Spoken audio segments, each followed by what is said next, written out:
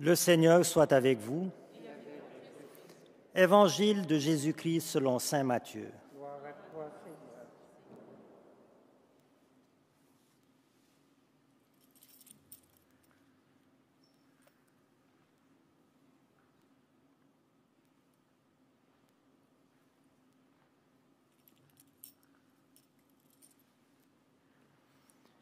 Jésus était né à Bethléem en Judée, au temps du roi Hérode le Grand. Or, voici que des mages venus d'Orient arrivèrent à Jérusalem et demandèrent : « Où est le roi des Juifs qui vient de naître ? Nous avons vu son étoile de l'Orient et nous sommes venus nous prosterner devant lui. » En apprenant cela, le roi Hérode fut bouleversé et tout Jérusalem avec lui. Il réunit tous les grands prêtres et les scribes du peuple pour leur demander où devait naître le Christ. Ils lui répondirent : « À Bethléem en Judée, car voici ce qui est écrit par le prophète. Et toi, Bethléem, terre de Juda, tu n'es certes pas le dernier parmi les chefs-lieux de Juda, car de toi sortira un chef qui sera le berger de mon peuple Israël. » Alors, Hérode convoqua les mages en secret pour leur faire préciser à quelle date l'étoile était apparue. Puis il les envoya à Bethléem en leur disant : « Allez vous renseigner avec précision sur l'enfant, et quand vous l'aurez trouvé, venez me l'annoncer, pour que j'aille moi aussi me prosterner devant lui. » Après avoir entendu le roi, ils partirent. Et voici que l'étoile qu'ils avaient vue à l'Orient les précédait, jusqu'à ce qu'elle vienne s'arrêter au-dessus de l'endroit où se trouvait l'enfant. Quand ils virent l'étoile, ils se réjouirent d'une très grande joie.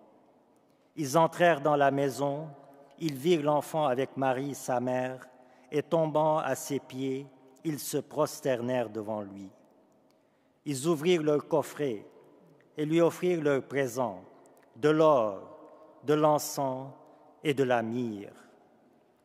Mais, avertis en songe de ne pas retourner chez Hérode, ils regagnèrent leur pays par un autre chemin.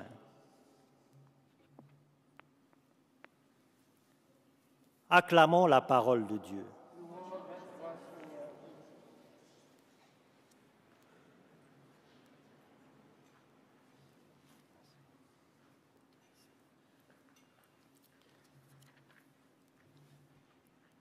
Alors, je le disais au début de la célébration, le salut apporté par Jésus le Messie n'est pas un salut qui est réservé exclusivement au peuple juif. C'est un salut universel, comme l'avait déjà promis Dieu par la bouche de son prophète Isaïe quand il a dit : « C'est trop peu que tu sois pour moi le sauveur d'Israël. Je fais de toi la lumière des nations, pour que mon salut parvienne jusqu'aux extrémités de la terre. » Et aujourd'hui, l'Épiphanie, c'est un peu comme l'accomplissement de cette prophétie, c'est la manifestation du Seigneur à toutes les nations, et toutes ces nations sont représentées aujourd'hui par les mages. Et cette étoile qui a conduit les mages à Jésus, c'est notre foi qui nous conduira à Jésus. Et la marche des mages à la lumière de l'étoile, c'est notre marche sur terre à la lumière de la foi. Et j'aimerais ce matin vous parler de la lumière de notre foi, de la lumière de la foi. Un thème qui me semble capital, un thème qui me semble majeur, car nous vivons dans un monde de plus en plus rationaliste, qui brandit le flambeau de la raison exclusive et qui considère la foi comme quelque chose de dépassé, comme quelque chose d'irrationnel, d'archaïque et à reléguer aux oubliettes de l'histoire. Alors nous qui avons la foi, nous devons être capables de rendre raison de l'espérance qui est en nous, comme dit saint Paul, pour ensuite vivre notre foi au milieu de notre monde du XXIe siècle, vivre cette foi pleinement, fièrement et avec assurance.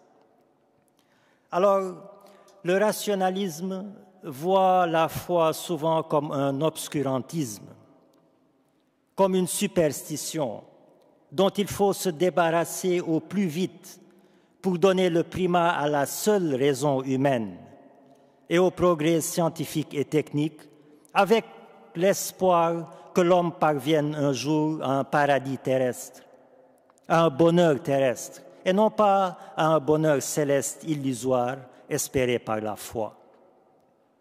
Alors, sans nier aucunement les immenses avancées du progrès scientifique et technique, qui nous permettent d'ailleurs de retransmettre cette messe en direct, donc je ne nie absolument pas les avancées, elles sont même à saluer.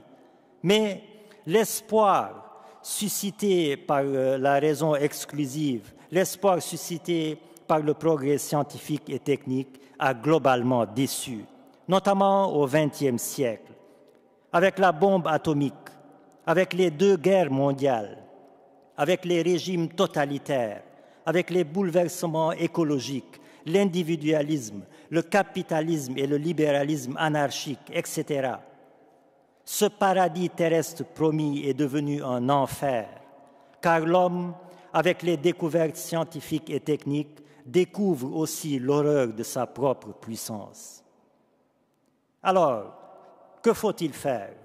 Il ne s'agit pas, bien sûr, d'éliminer la foi au profit de la raison.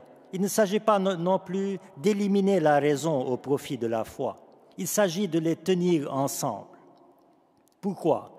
Parce qu'il y a une connaissance qui est propre à la raison humaine. C'est tout ce que l'être humain peut découvrir par son intelligence naturelle. Mais il y a aussi une connaissance qui est propre à la foi, une connaissance qui est inaccessible à la raison humaine et que Dieu lui-même nous révèle par la foi, entre autres sur l'origine, le sens et la finalité de la vie humaine. C'est donc en faisant fonctionner les 2 ensemble, la foi et la raison, que l'homme parvient à la plénitude de la vérité, la lumière de la foi éclairant la lumière de la raison sur ce qui la dépasse. Et les mages aujourd'hui en sont l'exemple parfait. Les mages, si vous voulez, c'étaient des savants, des scientifiques de leur époque. Alors, ils arrivent à Bethléem. Ils constatent que le roi des Juifs est né dans une humble étable, emmailloté, couché dans une mangeoire, entouré d'humbles parents. Bref, ils voient une pauvreté incompatible avec la royauté. Alors, leur seule raison humaine abdique, elle capitule, elle est dépassée par ce paradoxe. Mais la lumière de l'étoile de Bethléem, la lumière de la foi les éclaira et ils se prosternèrent devant l'enfant comme la science qui se prosterne devant la foi. Alors, qu'est-ce que ça veut dire? Ça veut dire que quand je crois en Dieu, quand j'ai la foi en Dieu, je ne débranche pas la lumière naturelle de mon intelligence, mais je la branche avec la lumière surnaturelle de la foi. Quand je crois en Dieu, je ne déconnecte pas mon cerveau, je le connecte avec ma foi. Sans la lumière de la foi, ma raison humaine serait la seule référence et je pourrais me laisser aller à tous mes instincts purement humains, potentiellement égoïstes et individualistes, avec toutes les conséquences désastreuses que nous constatons malheureusement dans notre monde. La foi, c'est donc une intelligence surnaturelle qui éclaire mon intelligence naturelle, mais non pas dans une opposition, dans un partenariat, dans une collaboration, dans une coexistence, dans une complémentarité entre la foi et la raison qui est salutaire pour l'être humain. La lumière de la foi, elle est pour la raison humaine comme une conseillère, comme une sagesse à consulter, comme un scan à passer. Toute pensée, tout acte, toute parole qui n'est pas scannée par la foi au Dieu d'amour et de vérité risque de produire des effets secondaires néfastes pour moi et pour les autres. Alors, frères et sœurs, l'obscurantisme, ce n'est pas la foi. c'est le rejet de la foi. Un monde sans Dieu est un monde sans boussole et sans perspective, où la loi du plus fort prévaut, la loi du plus efficace, la loi du plus productif, etc. Or, par la foi, nous savons que la vie sur terre n'est pas une course effrénée au rendement qui va déboucher sur le néant, sur la mort.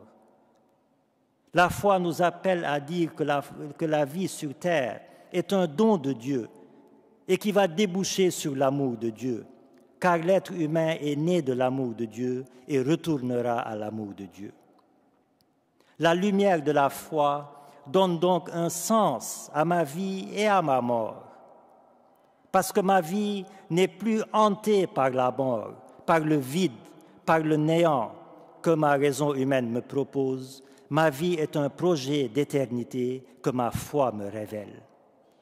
Alors, frères et sœurs, marchons fièrement, marchons dignement à la lumière de notre foi, car notre foi est amour et intelligence en même temps. La marche dans la foi sur terre peut être rude, parsemée d'embûches, de doutes, d'incompréhensions, etc. Mais les mages eux-mêmes ont dû traverser ces obstacles au cours de leur longue marche et leur persévérance à payer. Alors, ne craignons pas le regard du monde du XXIe siècle sur notre foi. Ne privatisons pas notre foi, ne cachons pas notre foi, car on n'allume pas une lampe pour la mettre sous le boisseau, mais on la met sur le lampadaire afin qu'elle éclaire tous ceux qui sont dans la maison, nous dit Jésus-Christ. Et au crépuscule de nos vies, quand le terme de notre vie sur terre arrivera, quand la lumière de la foi s'éteindra, alors s'allumera la lumière qui ne s'éteint jamais, la lumière éternelle, la lumière du Christ lui-même qui nous dit « Croyez en la lumière et vous serez des fils de lumière. » Amen.